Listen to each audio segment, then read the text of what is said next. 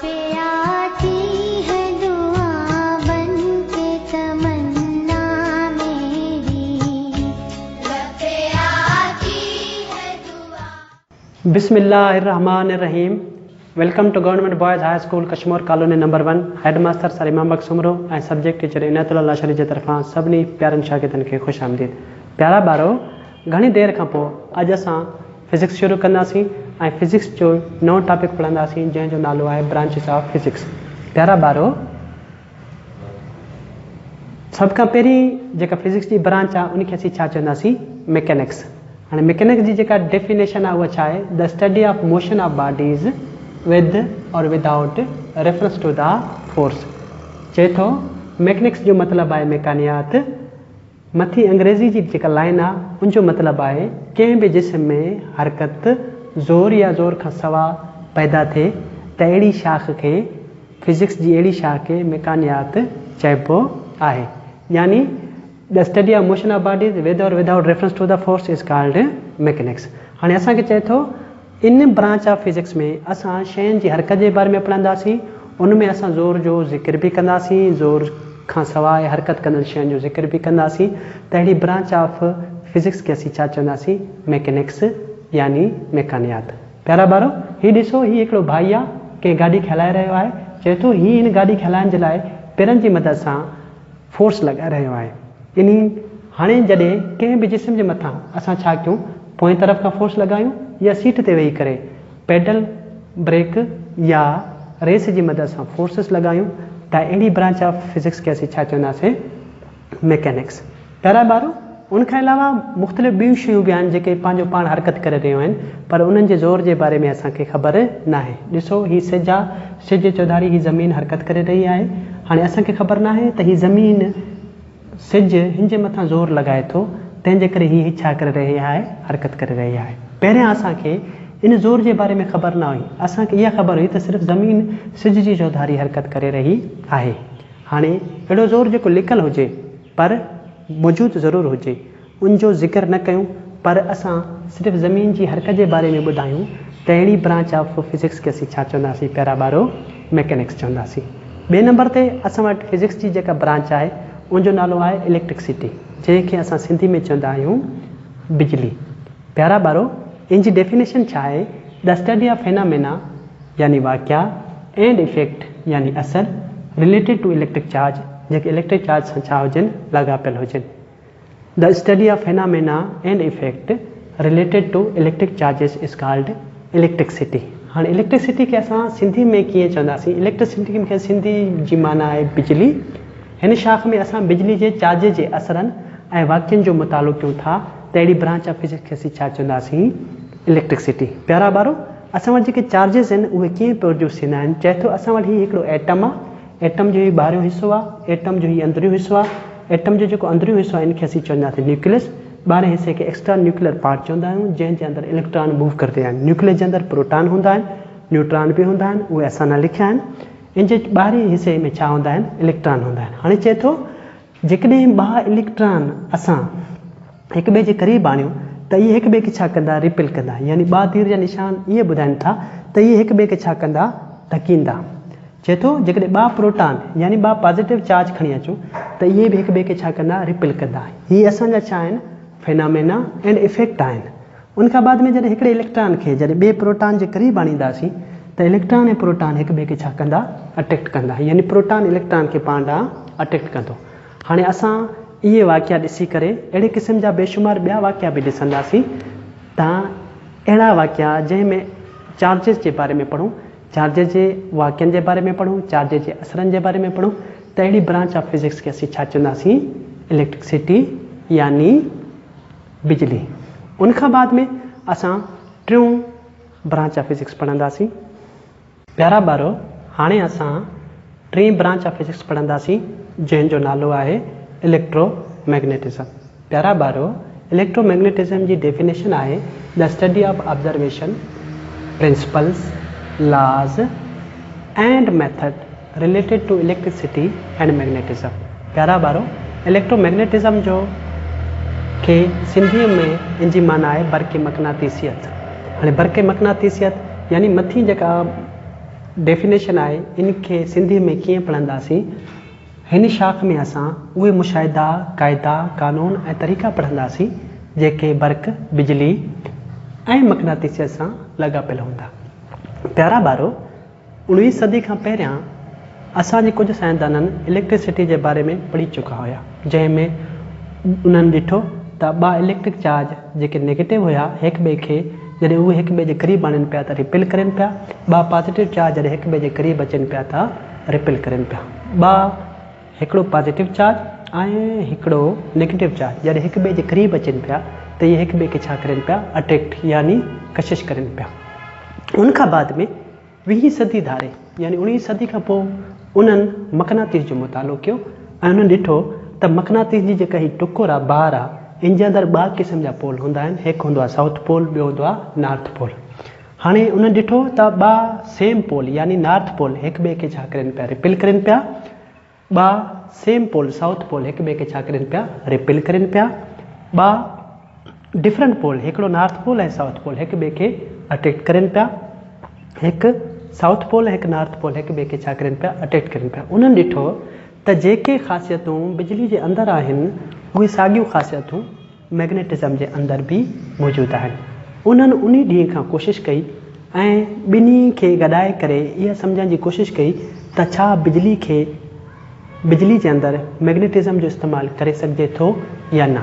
पोइ उन्हनि उते कुझु ऑब्ज़र्वेशन कया, कुझु क़ाइदा कया, कुझु क़ाइदा ठाहिया, कुझु लॉस ठाहिया ऐं कुझु तरीक़ा ॻोल्हे लधा जंहिंसां बिजली जे अंदरि मैग्नेट जो इस्तेमालु शुरू थियो। प्यारा ॿारो, 17वीं सदी जे अंदरि इलेक्ट्रिक मोटर जॾहिं ईजाद थिया त सनती इनकलाब अची वियो। सनती इनकलाब अचण सां दुनिया जे अंदरि हिकिड़ो नओं सनती जहान शुरू थियो। जॾहिं मोटर नवां ठहणु शुरू थिया त मोटर जे अंदरि कुझु फॉल्ट अचणु शुरू थिया। हीअ मोटर आहे, हिन जे अंदरि हीअ रूटर आहे। जॾहिं हीअ हलंदो त हिकु ॾींहं जे अंदरि इहे सभु सड़ी वेंदा। पोइ उन्हनि छा कयो, तव्हां हिकिड़ो तरीक़ो ॻोल्हे लथऊं। उन्हनि चयो त बाबा हीअ मोटर जेकॾहिं हिकु ॾींहं में सड़नि था त छा थियो। उन्हनि चयो त बाबा हाणे ईअं कयूं था, मैग्नेटिज़म जो बिजली जे अंदरि इस्तेमालु कयूं था। असां हिते अहिड़ो माहौल पैदा कयूं था जो हिते बरक़ी मैदान ठही पए ऐं हीअ जेको मोटर आहे आसानी सां घुमी सघे, या चकमक खे खणी जे अंदरि रखूं जीअं हीअ रूटर जेको आहे आसानी सां घुमी सघे। उन्हनि छा कयो, रिवाइंडिंग शुरू कई। अॼुकल्ह पखनि जे अंदरि वाइंडिंग हूंदी आहे, उहा शुरू कयूं। इन जे अंदरि वाइंडिंग शुरू कयूं। वाइंडिंग सां जॾहिं इलेक्ट्रिक करंट गुज़रे पियो त हीअ वञे पियो इलेक्ट्रिक करंट हीअं त पोइ उते हिकिड़ो बरक़ी मैदान ठही पियो। बरक़ी मैदान ठहण सां रूटर जेको आसानी सां घुमणु शुरू थियो। जॾहिं मोटर्स असांजे घर जा जेके पखनि जा मोटर आहिनि, डंडे जे पखे जा मोटर, पाणी कढण वारा मोटर, अहिड़े क़िस्म जा सभु मोटर, उन्हनि जी ज़िंदगी जेका आहे वधी वई। कहिड़ी ब्रांच ऑफ फिज़िक्स जे करे, इलेक्ट्रोमैग्नेटिज़म, यानी बिजलीअ जे अंदरि मैग्नेट जो इस्तेमालु थियणु या बिजली जे अंदरि असां अहिड़ो माहौल पैदा कयूं जो उते मक़नातीसी माहौल ठही पए त अहिड़ी ब्रांच ऑफ फिज़िक्स खे असीं छा चवंदासीं प्यारा ॿारो, इलेक्ट्रोमैग्नेटिज़म। इन खां बाद में असां ॿी ब्रांच पढ़ंदासीं जंहिंजो नालो आहे, प्यारा ॿारो हाणे असां चौथी ब्रांच ऑफ फिज़िक्स पढ़ंदासीं जंहिंजो नालो आहे सॉलिड स्टेट फिज़िक्स। प्यारा ॿारो, सॉलिड स्टेट फिज़िक्स तव्हां ख़बर आहे त सॉलिड स्टेट कंहिं बि मैटर जी चौथी फॉर्म आहे, चौथी हालत आहे, टी हालत आहे, जंहिंखे असां पहिरियां मैटर जी प्रॉपर्टीज़ में असां पढ़ी चुका आहियूं। हाणे इन जी डेफिनेशन छा आहे, the study of structure and properties of solid material is called solid state physics. प्यारा ॿारो, हिन जी सॉलिड स्टेट फिज़िक्स जी जेका आहे सिंधी में माना थींदी नेहरू या सख़्त हालत वारी फिज़िक्स।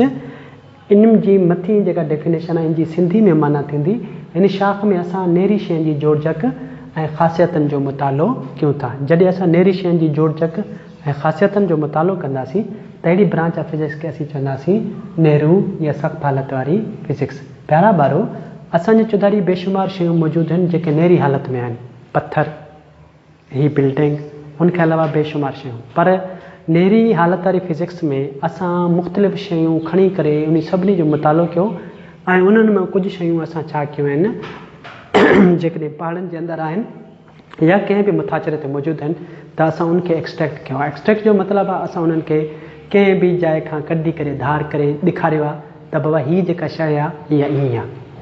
फर्स्ट कयो, असां वटि हिकिड़ो वॾो पहाड़ आहे, पहाड़ जे अंदरि असां सोन बि हासिलु करे सघूं था, चांदी बि, तांबो बि, पितल बि, हीरो बि ऐं सिलिकॉन बि। प्यारा ॿारो, जॾहिं असां अहिड़ियुनि शयुनि जी स्टडी कयूं त अहिड़ी स्टडी खे असीं छा चवंदासीं? Solid state physics. छा चवंदासीं? Solid state physics. प्यारा ॿारो, उनखां बाद में असांजी पंजी ब्रांच ऑफ साइंस फिज़िक्स आहे, उनखे असीं चवंदासीं एटॉमिक फिज़िक्स। एटॉमिक फिज़िक्स जी डेफिनेशन आहे the study of structure and properties of an atom is called atomic physics. Atomic physics खे सिंधी में एटमी फिज़िक्स चवंदा आहियूं ऐं इन जी डेफिनेशन आहे, हिन शाख में असां एटम जी जोड़जक ऐं ख़ासियतुनि जे बारे में पढ़ंदासीं। यानी हिन शाख में एटॉमिक फिज़िक्स में असां सिर्फ़ु एटम जे बारे में पढ़ंदासीं त एटम जी जोड़जक छा आहे ऐं उन जूं ख़ासियतूं छा आहिनि। प्यारा ॿारो, तव्हां हीअ ॾिसो था त हीअ हिकु एटम आहे, हीअ बि हिकु क़िस्म जो एटम आहे, हीअ हिकु एटम जो मॉडल आहे। हाणे हीअ एटम जो पुराणो मॉडल आहे जंहिंमें हिकिड़े साइंसदान चयो त एटम जे अंदरि जेके हुनजा ज़रड़ा आहिनि, यानी ख़ासि तौर ते जेके ग्रीक्स हुया उन्हनि बि एटम जे विच में एटम जे लाइ तमामु एटम जे मुताले जो इलाही कमु कयो। ग्रीक्स या उनखां पहिरियां या उनखां बाद में कुझु साइंसदान उन्हनि जो चवणु हुयो त मुख़्तलिफ़ साइंसदान मुख़्तलिफ़ नज़रिए ॾिना। हिकिड़े साइंसदान चयो त हीअ जेको एटम आहे उनजे अंदरि जेके ज़रड़ा आहिनि पॉज़िटिव ऐं नेगेटिव, इहे ॿई जेके आहिनि इक्वली डिस्ट्रीब्यूटेड आहिनि, जीअं हिकु हिंदाणे जे अंदरि उनजा ॿिज। हाणे ॾिसो, positive charge negative charge equally distribute. हिकिड़ो ॿियो साइंसदान हुयो जंहिंजो नालो रदरफोर्ड, उन मुख़्तलिफ़ तजुर्बा करे सोन जे वर्क जो तजुर्बो करे इहा ॻाल्हि साबित कई त प्यारा ॿारो, न्यूक्लियस जे अंदरि जेके आहिनि पॉज़िटिव चार्ज हूंदा आहिनि, माना हिकिड़ो अहिड़ो जॻह आहे जिते पॉज़िटिव चार्ज हूंदा आहिनि, उनजे चौधारी जेके हूंदा आहिनि उहे नेगेटिव चार्ज हूंदा आहिनि। उनखां बाद में हिकु नओं जदीद जेको आहे एटमी नज़रियो आयो, उन में चयो वियो त न्यूक्लियस विच में हूंदो आहे। एटम जी जेके ॿाहिरियां जेके असां वटि जेके पार्ट आहिनि जंहिंमें न्यूक्लियस गर्दिश कंदो आहे, जंहिंखे असीं ऑर्बिट या शेल चवंदा आहियूं, उहे हीअं आहिनि, हीअं, हे हीअं, हे हीअं ऐं हे हीअं। त हीअ जेको आहे एटम जो नओं नज़रियो आहे, नई शकल आहे। असल में एटम जेको आहे उहो ईअं मौजूदु आहे। उनखां बाद में असां पढ़ंदासीं न्यूक्लियर फिज़िक्स। न्यूक्लियर फिज़िक्स जेको आहे असांजो 6वीं ब्रांच ऑफ फिज़िक्स आहे, जंहिंमें असां पढ़ंदासीं the study of structure properties and reaction between nuclear of an atom. हिन शाख में असां एटम जे मर्कज़ जी जोड़जक, ख़ासियतूं ऐं उनजे न्यूक्लियस में मौजूदु ज़रड़नि जे प्रोटॉन आहे या न्यूट्रॉन आहे जे रदमल जे करे पैदा थींदड़ तवानाई जे बारे में पढ़ंदासीं। पहिरियां त असां ॾिसंदासीं त हीअ जेको न्यूक्लियर फिज़िक्स में यानी जोहरी फिज़िक्स जे अंदरि असां ॾिसंदासीं, असां सिर्फ़ु ऐं सिर्फ़ु एटम जे बारे में न पढ़ंदासीं, बल्कि एटम जे न्यूक्लियस जे बारे में पढ़ंदासीं। न्यूक्लियस जे अंदरि जेके पार्टिकल आहिनि, न्यूक्लियस जो बारे में स्ट्रक्चर पढ़ंदासीं ऐं न्यूक्लियस जूं ख़ासियतूं पढ़ंदासीं। उनखां बाद में हिन जे अंदरि जेके पार्टिकल आहिनि उहे हिक ॿिए सां इंटरेक्शन करनि था ऐं इंटरेक्शन करण खां पोइ हिकु क़िस्म जी तवानाई ठाहिनि था। इन तवानाई खे असीं छा चवंदासीं? Nuclear energy. प्यारा ॿारो, हीअ ॿ प्रोटॉन जॾहिं हिकु जाइ ते मौजूदु हुजनि ऐं ॿई पॉज़िटिव चार्ज आहिनि, इहे हिक ॿिए खे छा कंदा? रिपेल कंदा। पर अल्लाह ताला इन्हनि जे अंदरि हिकिड़ो गिलू पार्टिकल रखियो आहे जंहिंखे असां चवंदासीं न्यूट्रॉन। इन ॿिन्ही खे जेको आहे न्यूक्लियस खां ॿाहिरि अकरणु नथो ॾिए। जॾहिं इहे पार्टिकल हिक ॿिए सां इंटरेक्शन करनि था त हिते हिकु तवानाई ठाहिनि था। इन तवानाई खे असीं चवंदासीं न्यूक्लियर एनर्जी। प्यारा ॿारो, अॻी ब्रांच ऑफ फिज़िक्स असांजी आहे। प्यारा ॿारो, हाणे असां हिकिड़ी ॿी ब्रांच ऑफ फिज़िक्स पढ़ंदासीं जंहिंजो नालो आहे प्लाज़्मा फिज़िक्स। असां प्रॉपर्टीज़ ऑफ मैटर में प्लाज़्मा जे बारे में घणो कुझु पढ़ी आया आहियूं। उनखां बाद में असां इनखे वरी दोहराईंदासीं ऐं ॾिसंदासीं त इन जी डेफिनेशन छा आहे। चए थो the study of highly ionized atoms forming a mixture of bare nuclei without electrons and electrons is called plasma physics. हिन जी असां सिंधी में डेफिनेशन पढ़ंदासीं। प्लाज़्मा फिज़िक्स खे प्लाज़्मा फिज़िक्स या वधीक तवानाई वारी फिज़िक्स बि चइबो आहे। हिन जी डेफिनेशन आहे, हिन शाख में असां आयोनाइज़ थियल एटमनि जे बारे में पढ़ंदासीं। अहिड़ा एटम जेके आयोनाइज़ थियल हुजनि, यानी चार्ज पार्टिकल। आयोनाइज़ जेके एटम हूंदा आहिनि उहे चार्ज पार्टिकल हूंदा आहिनि या पॉज़िटिव चार्ज हूंदा आहिनि। के बि एटम जॾहिं कंहिं बि एटम मां हिकु इलेक्ट्रॉन रिमूव थी वञे या को इलेक्ट्रॉन एड थी वञे त उहो एटम आयोनाइज़ थी थो वञे। हाणे हिते जेके असां वटि एटम आहिनि, इन में जेको आयोनाइज़ थींदो त उन में को न को इलेक्ट्रॉन रिमूव थी वेंदो, एड न कॾहिं बि न थींदो। हाणे चए थो हिन शाख में असां आयोनाइज़ थियल एटमनि जे बारे में पढ़ंदासीं जेके ठाहिनि था मिलावट न्यूक्लियस इलेक्ट्रॉननि खां सवाइ ऐं इलेक्ट्रॉन, त उनखे असीं छा चवंदासीं? Plasma physics. प्यारा ॿारो, सभ खां पहिरियां आयोनाइज़ छा आहे? आयोनाइज़ेशन छा आहे? चए थो को बि हिकिड़ो तव्हां वटि एटम हुजे, ॾिसो हीउ हिकिड़ो एटम आहे, इन जे अंदरि हीउ पॉज़िटिव प्रोटॉन पार्टिकल आहे, हिन जे अंदरि हीउ हिकिड़ो इलेक्ट्रॉन पार्टिकल आहे। हीउ इलेक्ट्रॉन जॾहिं हितां खां रिमूव थी वञे हीउ इलेक्ट्रॉन जॾहिं रिमूव थी वञे त असां चवंदासीं हीउ जेको आहे आयोनाइज़ थी वियो आहे। हाणे चए थो सिज जे मुथाछिरे जे मथां हिकिड़ी 2 क़िस्म जूं गैसूं मौजूदु आहिनि जंहिंखे असीं चवंदासीं हीलियम एंड हाइड्रोजन। हाणे चए थो हीलियम ऐं हाइड्रोजन जा जेके एटम हूंदा आहिनि इहे सिंपलेस्ट एटम आहिनि इन यूनिवर्स जे अंदरि। चए थो इहे जेके 2 एलिमेंट आहिनि सिज जे तरफ़ां अंदरि खां हिकिड़ी गर्मी मिले थी। छा मिले थी? गर्मी मिले थी। इहा गर्मी हूंदी आहे 2000 सेंटीग्रेड जे क़रीब क़रीब 2 लख 2000 यानी शुरू आहे 2000 खां पोइ ईअं 2 लख ताईं 2 करोड़ ताईं बि थी सघे थी। हाणे चए थो इहे जेके एटम्स आहिनि इहे एटम छा थी वेंदा आहिनि? भञी बोरा बोरा थी वेंदा आहिनि। इन्हनि जा इलेक्ट्रॉन धार थी वेंदा आहिनि, प्रोटॉन धार थी वेंदा आहिनि, न्यूट्रॉन धार थी वेंदा आहिनि। Proton neutron electron proton electron neutron proton electron neutron proton electron neutron इहे सभु जा सभु एटम जेके आहिनि जेके इन जे सन जे सिज जे मुथाछिरे जे मथां आहिनि सभिनी खे बाहि लॻी वेंदी आहे ऐं एटम भञी बोरा धार थी वेंदा आहिनि, उन जा ज़रड़ा धार थी वेंदा आहिनि। हाणे इहे जेके ज़रड़ा आहिनि जे मुथाछिरे ते आहिनि इहो हिकु क़िस्म जो मिक्सचर ठाहींदा आहिनि। इन मिक्सचर खे असीं छा चवंदासीं? प्लाज़्मा। इहो मिक्सचर जेको हूंदो आहे इहो तमामु गरम गैस आहे। प्लाज़्मा सुठो बिजली जो पसराईंदड़ बि आहे, तंहिंजे करे असांजे घरनि में जेके ॻाढ़ा बल्ब आहिनि उहे बि प्लाज़्मा जी हिकु मिसाल आहिनि। प्यारा ॿारो, इन खां बाद में असां वटि ॿी ब्रांच ऑफ फिज़िक्स आहे नंबर 8 बायोफिज़िक्स। बायोफिज़िक्स छा आहे? The study of application of physical method related to the biophysical system and structure. हाणे असांखे चए थो हिन में असां छा कंदासीं? पढ़ंदासीं application of physical methods and related to biophysical system and structure is called biophysics. Biophysics में असां छा कंदासीं? चए थो बायोफिज़िक्स जो मतिलबु आहे हयातियाती फिज़िक्स। हिन शाख में असां फिज़िक्स जा तिबी तरीक़ा ऐं सम्झाणियूं पढ़ंदासीं। फिज़िक्स जा जेके बि तिबी तरीक़ा आहिनि या सम्झाणियूं आहिनि उहे पढ़ंदासीं जेके असांखे कंहिं जानदार जे तिबी सरिश्ते ऐं बनावट खे सम्झण में मदद कनि। त अहिड़ी ब्रांच ऑफ फिज़िक्स खे असीं छा चवंदासीं? हयातियाती फिज़िक्स। प्यारा ॿारो, असांजे जिस्म जे अंदरि मुख़्तलिफ़ क़िस्मनि जा जेके आहिनि उज़वा मौजूदु आहिनि। असांजे जिस्म जे अंदरि हॾा बि मौजूदु आहिनि, उन्हनि जे मथां जेके आहिनि मसल बि मौजूदु आहिनि, मसल जे अंदरि उज़वा बि मौजूदु आहिनि। हाणे हर हिकु उज़वे जो कहिड़ो कमु आहे, हर हिकु उज़वे खे कीअं सम्झणो आहे, उन जे लाइ फिज़िक्स जा कुझु क़ाइदा ऐं क़ानून ऐं कुझु इजादूं जेके आहिनि असां कंहिं बि जानदार जे तिबी सरिश्ते खे सम्झण में इस्तेमालु कंदासीं। प्यारा ॿारो, फ़र्ज़ु कयो मुंहिंजे जिगर ऐं मुंहिंजे पेट जे अंदरि, फ़र्ज़ु कयो मुंहिंजे पेट जे अंदरि या मुंहिंजे कंहिं बि जिस्म जे उज़वे जे अंदरि पथरी आहे। फ़र्ज़ु कयो मुंहिंजे गुर्दे जे अंदरि पथरी आहे, त इन गुर्दे जी पथरी खे असां कीअं मालूम कंदासीं? अल्ट्रासाउंड सां। जेकॾहिं कंहिं बि जानदार जी ॼंग भॼी पई आहे त उनखे कीअं मालूम कंदासीं? एक्सरे सां। असां ECG जो बि इस्तेमालु कंदासीं कंहिं बि बायोफिज़िकल सिस्टम ऐं स्ट्रक्चर खे सम्झण जे लाइ। CT स्कैन जो बि इस्तेमालु कंदासीं, MRI जो बि इस्तेमालु कंदासीं ऐं ॿियो घणो कुझु लेज़र सर्जरी आहे उनजो बि इस्तेमालु कंदासीं। हाणे चए थो फिज़िक्स जा कुझु क़ाइदा क़ानून ऐं फिज़िक्स जूं कुझु इजादूं असां कंहिं बि जानदार खे सम्झण में इस्तेमालु कयूं त उन ब्रांच ऑफ फिज़िक्स खे असीं छा चवंदासीं? हयातियाती फिज़िक्स। कहिड़ी फिज़िक्स? हयातियाती फिज़िक्स। हयातियाती फिज़िक्स फिज़िक्स जी उहा शाख आहे जंहिंमें फिज़िक्स जा तिबी तरीक़ा ऐं सम्झाणियूं असां कंहिं बि जानदार जे तिबी सरिश्ते ऐं बनावट खे सम्झण में कमु आणियूं त अहिड़ी ब्रांच ऑफ फिज़िक्स खे असीं छा चवंदासीं? हयातियाती फिज़िक्स। प्यारा ॿारो, इन खां बाद में असांजूं कुझु 1-2 नंढियूं ब्रांचिस बि आहिनि उहे बि पढ़ंदासीं। प्यारा ॿारो, हाणे असां 9 ब्रांच ऑफ फिज़िक्स पढ़ंदासीं जंहिंजो नालो आहे एस्ट्रोफिज़िक्स। हिन खे असां एस्ट्रोफिज़िक्स बि पढ़ंदा आहियूं। प्यारा ॿारो, हिन जी डेफिनेशन आहे the study of physics of astronomical bodies is called astrophysics.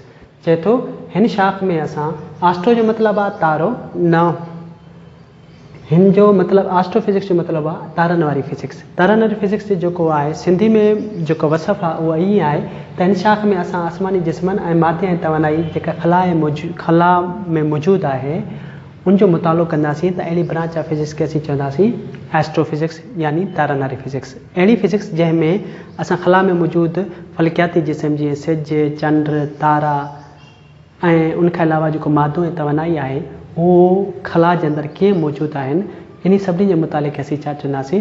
Astrophysics. प्यारा ॿारो, उनखां बाद में असांजूं ॿियूं ब्रांचिस ऑफ फिज़िक्स बि आहिनि जंहिंजी का बि डेफिनेशन न आहे लिखियलु, लेकिन हेठियां मुख़्तसर तौरु लिखियलु आहिनि। तव्हां सभ खां पहिरीं जेका आहे 10 नंबर ते लो टेम्परेचर फिज़िक्स या क्रायोजेनिक्स। हाणे लो टेम्परेचर फिज़िक्स छा आहे? The study of low temperature is called low temperature physics. चए थो घटि गर्मी जे मुताले खे गर्मी पद वारी फिज़िक्स चइबो आहे। घटि गर्मी जे मुताले खे घटि गर्मी पद वारी फिज़िक्स चइबो आहे। प्यारा ॿारो, असां पढ़ियो त सिज खां ॿाहिरियां टे मदार आहिनि।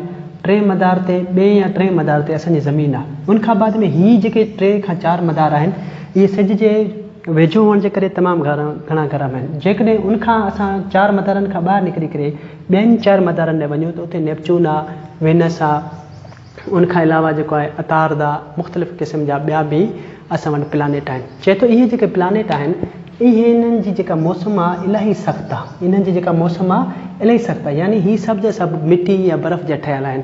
हाणे चए थो जेकॾहिं असां ज़मीन खां ख़लाई सफ़र शुरू कयूं इन्हनि नंढनि ज़मीननि ॾांहुं त पोइ उन जे लाइ असांखे ख़लाई जहाज़ जेके ठाहिणा पवंदा उहे ठाहिणा पवंदा जेके जेके वधि में वधि सर्दी खे बर्दाश्त करे सघनि। उन्हनि जे अंदरि तेल असांखे ठाहिणो आहे जेको वधि में वधि सर्दी खे बर्दाश्त करे सघे। ऐं ॼमे न असांखे ख़लाई लिबास ठाहिणा आहिनि जेके वधि में वधि सर्दी खे बर्दाश्त कनि। ऐं ख़लाई जेके जहाज़ या ख़लाबाज़ जेके आहिनि जेके उते सफ़र करे वेंदा उन्हनि जी ज़िंदगी जे लाइ को मसइलो पेश न अचे।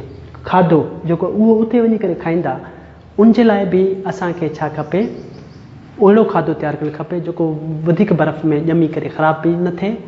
ऐं अहिड़ो तेल असां ईजाद कयूं जेको ख़लाई जहाज़नि खे उतां खां वठी वञे त उते ॼमे न। ख़लाई जहाज़ बि असां अहिड़ा ठाहियूं जो वधि में वधि सर्दी खे बर्दाश्त करे सघनि।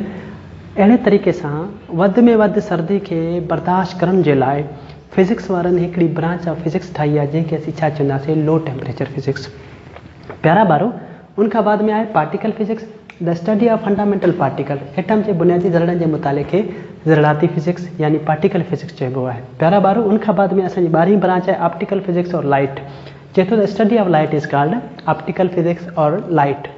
रोशनी जे मुताले खे ऑप्टिकल फिज़िक्स या रोशनी बे चइबो आहे। प्यारा ॿारो, असांजो फिज़िक्स जे अंदरि 12 ब्रांचिस हुयूं जेके पूरी थियूं। सुभाणे हिकिड़े नए टॉपिक सां गॾु असां तव्हांजे साम्हूं ईंदासीं।